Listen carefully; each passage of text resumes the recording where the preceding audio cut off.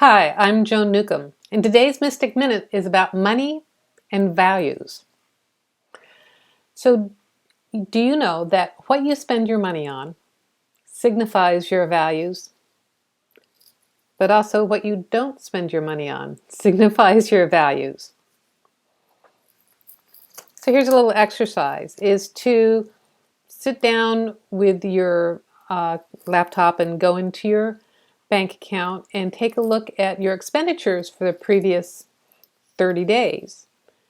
And, weeding out what you spend on your mortgage or your rent and your utilities and those sort of things that are somewhat fixed. Take a look at what you spend your money on other things. And it'll be really interesting to notice what you spend your money on. Like, oh my God, I spent money on, that concert and going to see that movie and, or I went shopping and I bought all these clothes and shoes. So it reflects your values. Of course, then you peel away the layers for that too, and you look at, oh well, I spent money on that concert because I am going out with my friends and I value doing fun things with them, and I love music and music makes me happy, and so I went to this concert and I felt really good for the next 3 days. You know. Or maybe you spent lots of money on clothes and shoes because, it's really important to present yourself in your work, and you feel really good with that item hanging in your closet and you're really excited for the next time you're going to wear it. My Achilles heels. I will spend money on experiences. I'll spend money on trips. So I won't think a lot about clothes as I'm wearing my Seattle Film Festival t-shirt. But I'll take a trip to Europe. And another thing, if you look at regular bills, if you go through my regular bills, I buy a lot of organic food. So between my husband who likes to go out to eat and I like to cook organic food, we have a high value on eating, I guess. So look at what you do spend money on and look at what you don't spend money on.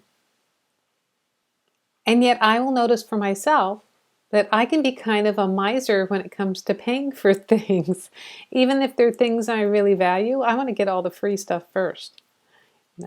So what does that mean? What does that mean? Well, I love books. I love to read, but I like to get it from the library. So when I actually get a book, that really means something. That book that I actually have on my bookshelf, just behind my head, that book reflects something I really value. The information in it is something I highly value, to have actually purchased a book instead of got it from the library. So notice what you're allowing yourself in your life. What are you spending money on? What are you having problems spending money on? You might say, oh, $15 for this thing. And then, you've gone to Starbucks 3 times this week. Pretty much, pretty close to, depending on what you're getting, $15. And another thing to think about is maybe there's something you're not letting yourself have. So what you don't spend your money on, and you're feeling deprived. And if you just, brought your lunch to work, 3 times a week, you'd have the money to do the thing that you'd really want or to buy the thing that you really want. So it's not a matter of either or, but it is a matter of like adjusting the flow that is coming out of you and what you're receiving into you. So notice for yourself, what do you value? Do you value experiences? Do you value relationships? Do you value comfort? And it will be right there reflecting in what you're spending. And if you're feeling any kind of lack, if you're feeling any kind of deprivation, notice where you are blocking the flow, where you're blocking the flow of allowing yourself to receive.